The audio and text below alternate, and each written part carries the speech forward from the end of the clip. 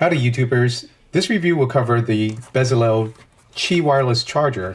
It's ultra slim and it comes packaged, as you can see here, comes in this protective bag. There was a USB cable, but in my haste to test this thing out, I unfortunately misplaced it, so I'm going to be using a different cable, but there is a significance about that cable, which I'll get to in a second. So upon removing it, I mean, this thing is crazy thin. It's only about 6.7 millimeters, well, roughly 7, depending on how hard I squeeze this, but suffice to say, this thing is ultra thin. The only knock about it is that it is a smudge magnet. As you can see there, it's very attractive. Hopefully, once you set it, you won't have to really touch it, thus ruining its appearance. There is a micro USB port for you to plug in the included cable or your phone's own cable, and then you simply plug the other side to your charger, and that's it. Now, let's get into the really important bits, which is the charging aspect. I'm going to cover the basic functionality first, and I'll get into the significance about that cable. So this is the LG V30, which I was very happy about, which is why I picked this, because I saw on Amazon a review that stated that it supports LG V30. You simply take your wireless device, I'm going to cut out the lights, and you can see that there is a glow there. It'll glow for a few seconds and it'll shut itself off. I mean, I think it's great. I would have preferred a shorter duration because especially at night, you place it on, you want to go to sleep immediately. That light does stay on for quite a few seconds, as you can see there. But ultimately, it does its job. Now, you do have to be careful about the placement, right? You don't want to place it too far off so that it can't sense it and thus not charge it. Thus, try to always center it perfectly. I'm going to try that again. And once it detects it, it'll just start wirelessly charging. And that's really it. That's the main functionality of it. So the reason why I say the cable is significant is many people don't realize, and they'll complain about the charging rate or whatnot. They do recommend a 2 amp charger. Now, the reason for that is there is some energy offset between the wireless charging. It does not support fast charge, but if you use a cheap cable, and I'm going to get to this right now. So I do have this hooked up to a 2 amp capable charger and with a cheapo cable here. And as you can see, it's charging about 240 milliamps. It's basically like 25% of 1 amp. And this is obviously going to take a lot longer to charge than if it was charging at the full 1 amp. However, though, you got to also keep in mind, my battery's at 78% right now. Most lithium-ion batteries follow the CCCV charge. If you don't know what that is, just Google it. Basically, what that means is that the fuller the battery is, the charging rate will tend to slow down. So thus, you won't always see 1 amp perfectly.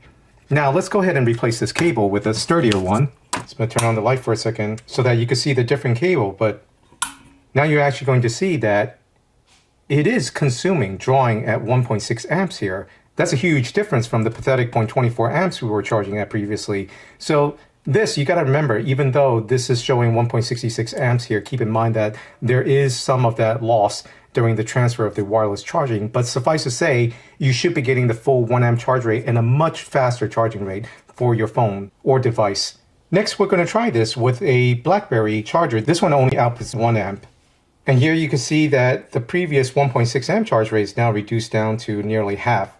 So again, keep in mind, if you want the maximum charge rate, find a 2 amp capable charger. Make sure you use quality cables, preferably the cable that came with your phone, or at least another really good one. Do not cheap out on this, otherwise you will not reap the maximum benefit of this charger. And that's really it.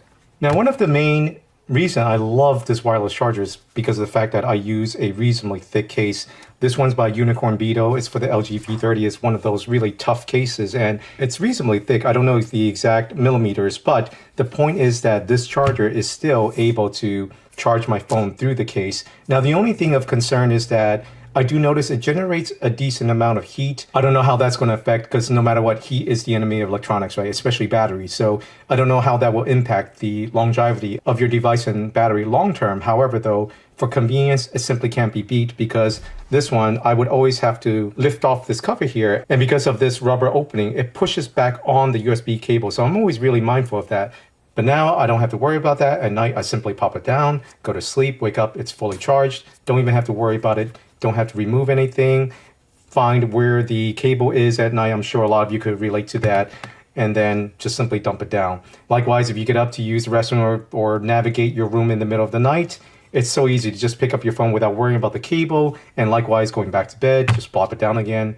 Awesome. Absolutely awesome. So in closing, I'm really, really pleased with this product. The only thing that remains now is just to see how the longevity of it is. And also, just some musings is that always remember, while fast charging is a tremendous convenience, fast charging is never great for your batteries and devices because it generates a lot of heat.